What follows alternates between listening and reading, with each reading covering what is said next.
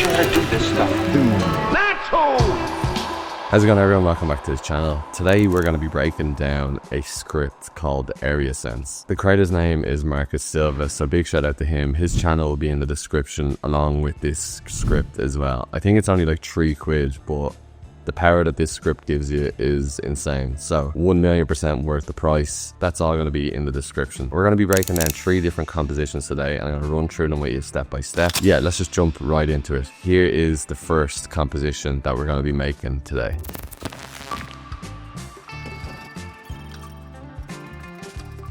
Right, so first things first, we're going to open up ChatGPT, and I just have 17 different headings all typed out already. So just to start off, I'm just going to say create a .ai file for Illustrator using these 17 words. Make the artboard 3840 by 1920. Give each of these names their own layer. Let ChatGPT just create that file for you, and it just gives you that starting structure off the bat. And super lazy, but it's actually pretty useful. Perfect. So we're just going to click download, and let's just save that on our computer. Now we can just go over to where that file is saved and open it up. All those words came in, and as you can see, they all have their own layer. So we're just going to select all of them and come over to our properties, and I'm just going to give this a Times New Roman. Yeah, I'm going to make it italic, and we can just increase the size of these. Right, something like that is looking good.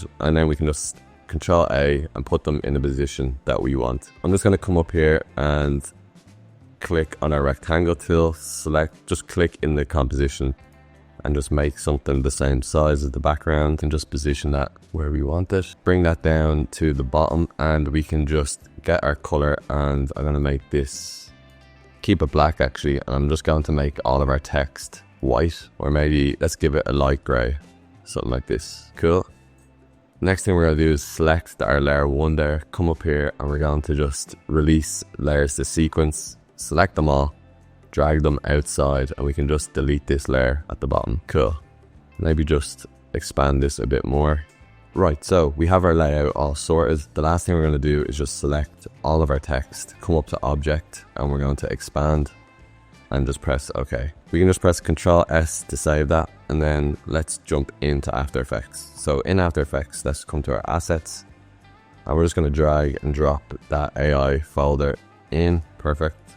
We can just bring that comp down to our main comp. We can double click this just to open it up, and perfect. We're just going to name this bottom layer background. Select all of our other layers, right click, and we're going to create a new shape from vector files or layers. What we can do here is just come over to our color and select our label group and just drag them all to the top, and we can just pre-comp these and just call it layer be backed up. You can hide that and select all of these, press Control Alt and Home, and that's going to just center that anchor point to the middle. We actually want the anchor point centered to the left hand side of this, so over here I can just come and just select the left side, and this is going to just anchor it all to the left side. Perfect. I have a good few assets here that kind of relate to each of the things that are being said, so in here I'm just going to select them all, and I'm just going to drag and drop them all in. So what I'm going to do is just make sure that these are all roughly the same size. This is going to take a while, so I'm just going to come back when it's all done. If one of the files is too big, all we can do is just come up here and just give it a mask. Great. So we have all them resized. We're just going to press Control A, press U, and we can just select all these layers, and maybe just, I know they're already colored, but let's just give them a different color just to kind of stand out a bit. What we're going to do now is just anchor all these to the right hand side as well. And what we can do is just attach them to a null, and we can just scale this down a good bit like that. Great, maybe make it a tiny bit bigger. Right, so now what you're going to do is just match each of these photos to their corresponding label. So for example, this is going to go at sound design, this is at UX UI design, music, illustration. And just to make this a bit more precise, we can just press Control or to bring our ruler out and just give it something like that, just so they're kind of all roughly in the same area. Cool, so we have all them laid out like that. We can just press Control A, sorry, and then press U. Yeah, we can just delete this null as well. Maybe let's just center all this. Going to add in a null like this. Control Alt Home, and then I'm just going to center this just so I know where the middle point is. I'm going to select all my other layers, and let's just make sure that this is in the middle of that null. Right, we can just delete that null, and yeah, now we're in a place to start using the script. So all I'm going to do here is just select all of our layers. I've attached the script into my motion tools here, so I click that and it opens it up. For the first time, you're not going to have that. You can just come over to your scripts and run the script. I have it actually installed, so I'm going to just use it over here. It gives you these options. I can just get rid of this layer and we can just see this a bit clearer. So I'm going to go fit and like that. Right, so we have our AreaSense here, and I'm just going to select all of these words, and I'm just going to press color. That's going to create a null here, and we can just press Control Alt and Home just to center it. And now you can see that when you drag this over any of these words, that basically they change color. And yeah, it's so handy. One thing to remember is we've positioned all of the nulls on the left side, so that's kind of where the null is going to interact with these. If I bring it over here, as you can see, it won't interact, but on the left side, it interacts perfectly. You have a few settings over here. I'm going to make the base color a light gray, and then the selection color, let's just make it a bright white. Cool. And then we're just going to decrease the range a bit, just so it locks on only to the color that's going to be selected, like that. And yeah, that's perfect. So now let's do something for these photos. I'm going to select all of these photos, and I'm just going to hold Alt and select opacity. That's going to give me another controller that I can just control these specifically, and Control Alt Home just to center the null, and we can just put this in line with our other null. One drawback of the script is that you cannot link nulls to each other. It just deletes it. I've actually reached out to Marcus, and he said that it's an issue that he's trying to solve. So yeah, maybe there'll be an updated tutorial with that. But we can just call this controller to say CTRL ticks, and we can call this CTRL text. So we have this in line. So basically anytime we're hovering over something, it's going to be showing each of the photos. We're going to decrease the range as well, just so whatever photo it's on, it's going to just show that photo. We can just drag down just to make sure that this is all working. Great. Now we can kind of animate this how we want, make sure that they're in line with each other. And we're going to drag on a bit, and we can just come maybe down to art, stop there for a bit, copy those keyframes, paste them again, so then you'll see it comes down like that. Stops on art. Then we're going to just drag this all the way down, maybe to like illustration, and we can maybe just add in some easing to that and some easing to this. Amazing. And then we can go up again,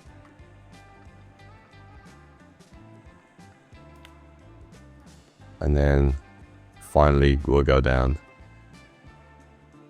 to music. Right, so this is how that's looking now. So we press play, comes in,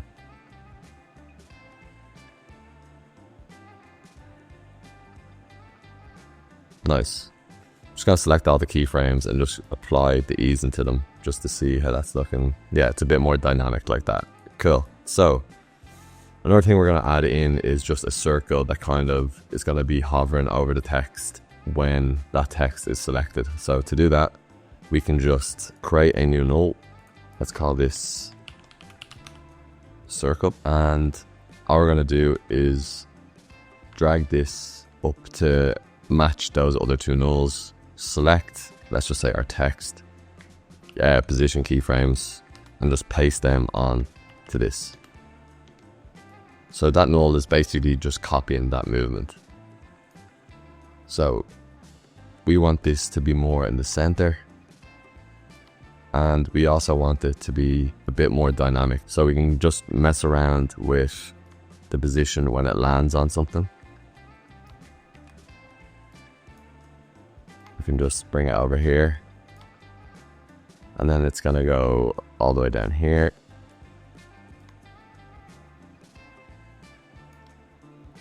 And then we can just center this over onto the music.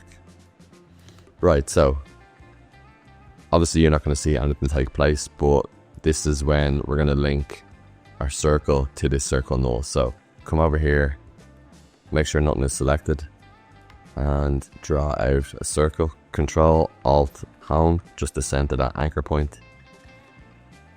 And now we can just put this in the position of that null and just link it to that circle. And as you can see, that kind of gives it a bit more of a UI kind of feel. Right, there's a few things that we can do to make this look a bit nicer. We can just right click, add in a new adjustment layer. Why don't we just drop down the frame rate? We'll just give it a posterized time. Maybe let's go 15. So that's already looking much better. And we can just come to our circle layer, maybe drop the opacity a bit. Maybe let's just give this a bit of a blur. Just give it a fastbox blur and increase that a bit like that. And I'm just going to change the color to something a bit brighter. Let's see how that's looking.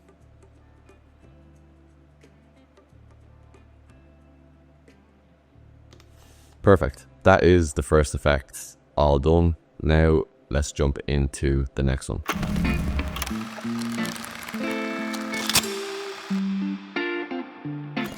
So basically I've just used the script to kind of animate this timeline, and I've overlaid it on some footage.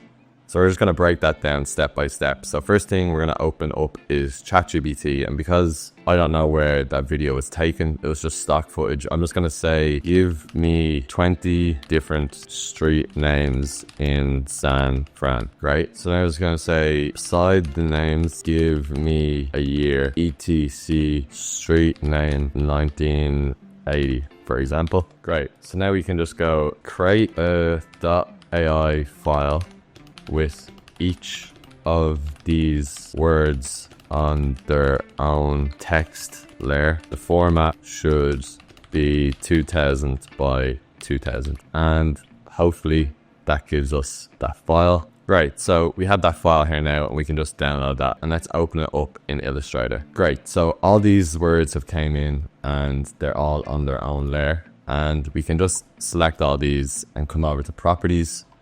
I'm going to make this Times New Roman and make it italic, and then I can just increase the size of these, something like that. Great. So we're just going to come over and get a circle, hold shift and just bring it out like that. And we can just come up here and align this to the middle, make it have no fill, and then we can just give it a rough outline just so we can see where that circle is. Select all of these text layers and come over here to this objects on path tool and just select the path of the eclipse. We're just going to position this to the left hand side like that, and then we can just rotate this 180, and as you can see now we have all of these layers perfectly spaced out along that circle. We can just come up to our layers here and select our objects on path, come over, and we can just release these layers to a sequence, select them all, drag them and drop them outside, and we can just delete this bottom layer, and we don't need that eclipse anymore either. Last thing, we just select all of these layers and we're just going to go object, expand, press OK. Now we're ready to just press Ctrl S, save that, and now let's open up After Effects. Right, so in After Effects we've just created a composition that is 2000 by 2000 pixels and it's 6 seconds, and now we can just get that file, drag and drop it into After Effects. Press OK, and you're not going to see anything, but everything is there. We can just select these and uncomp them. Right, so first thing we're going to do is just select all of our layers, and we're going to just create shapes from our vector layers. This just means that we can attach that anchor point to the center of them a lot easier. So select them here and just drag them to the top.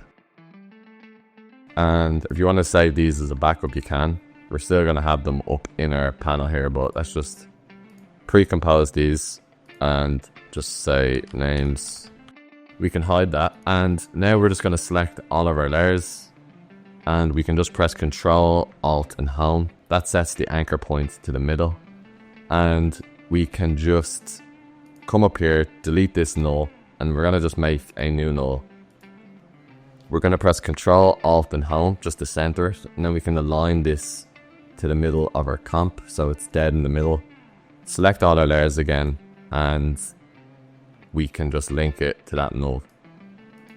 We can just call this CTRL rotation, and basically all that's doing is just allowing us to rotate this perfectly like so. Right, so let's just bring in that footage that I was using for the tutorial. I have it here and let's just drag and drop that in. I'm just going to scale this up a good bit and place it like over here, and we can just select all of our layers and give it a white color. Right, so we're going to select all of our layers and now we're just going to use opacity in the AreaSense script, and we can just press Control Alt Home just to center that null, and now we can drag this over and you can see that it's highlighting all of our different layers. So let's just say we want this layer. We're just going to drag this out just to give us a bit of an indication of the area that it's filling. And now if you press your rotation control and you rotate it around, you can kind of see the effect that we're getting. Great. So in our controller, we can play with some of these settings. We can increase the range so it gives us some more of these names showing up. And your minimum opacity means that you can kind of see more of that circle like that. Right, so now we're just going to set some keyframes. I'm just going to come down to our control rotation, set a keyframe at the start, and then maybe at 3 seconds, we're just going to rotate it a bit to land on, let's say, Castro Street. Select these and let's just ease it a bit.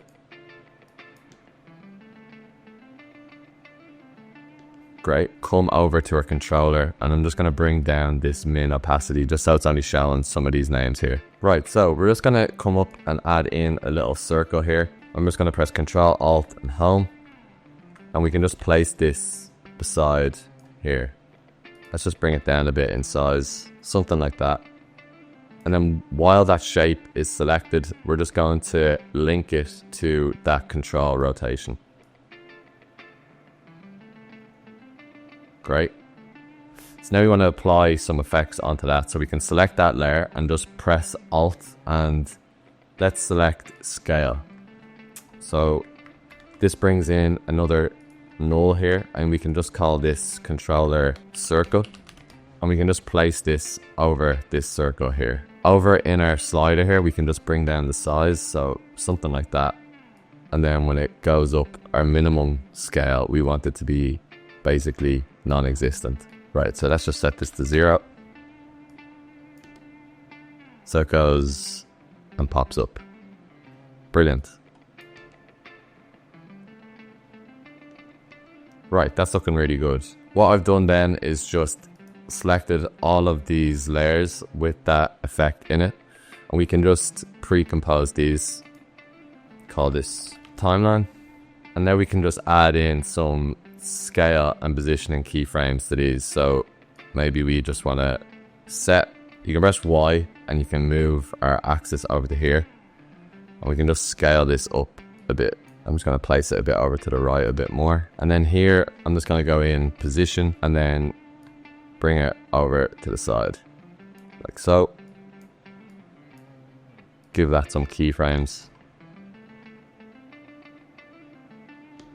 We can just come up here and add in a posterized time on top of this. And I'm just going to further, I just don't want all these other words showing up when we've landed on this. So when we get to here, we can just come down to our controller and for our range and our scale, just set a keyframe. And when it locks in on that, we're just going to drag it down a good bit and drop the min opacity like that. So then when this comes in like this, the other bits fade off and then we just get that one that we want. Great. So last thing I did was just add in a camera lens blur onto the bottom layer and started it off pretty blurry. Set a keyframe on our blur radius, and then around here we just want to put that to 0. So it's just gradually getting less blurry. And you can just fade this off whatever way you want. I'm just going to use an opacity. That's basically how I did that. Obviously you can do so many other things with it, but I thought that was just really simple. And for something that would take you usually hours to do, you can do it within 5 minutes. So that is effect number 2. So into our composition number 3, and here it is.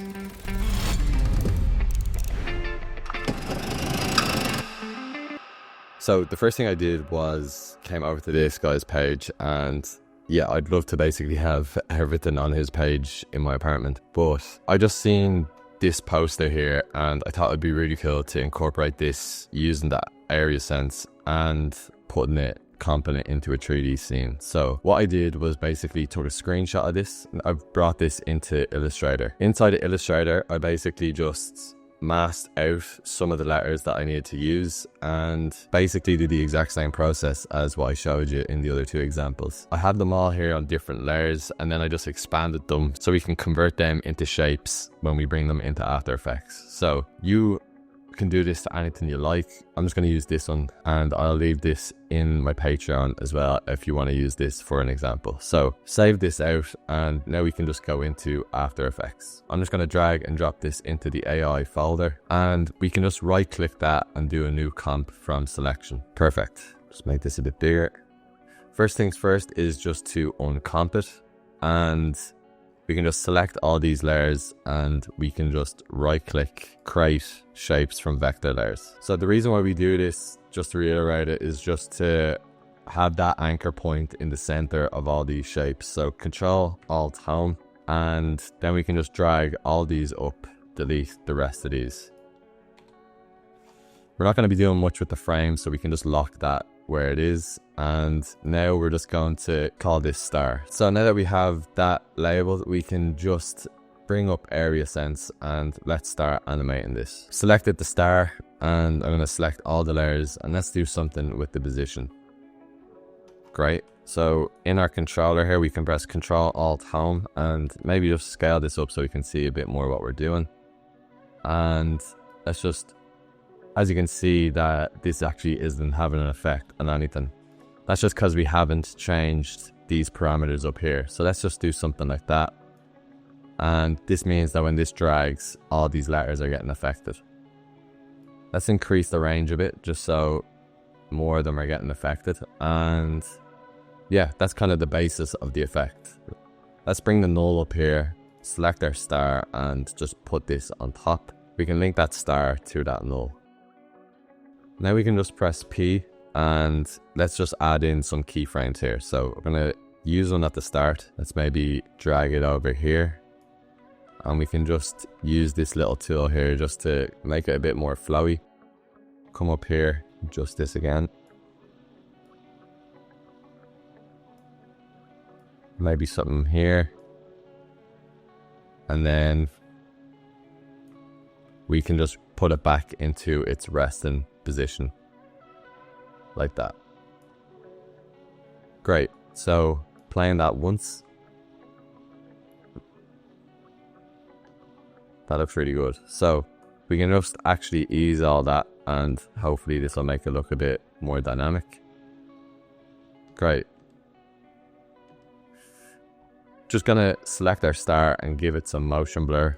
So for this keyframe, I'm just gonna drag it out a bit and then we're going to bring it over here and then it's going to come back into its resting position. So something like that.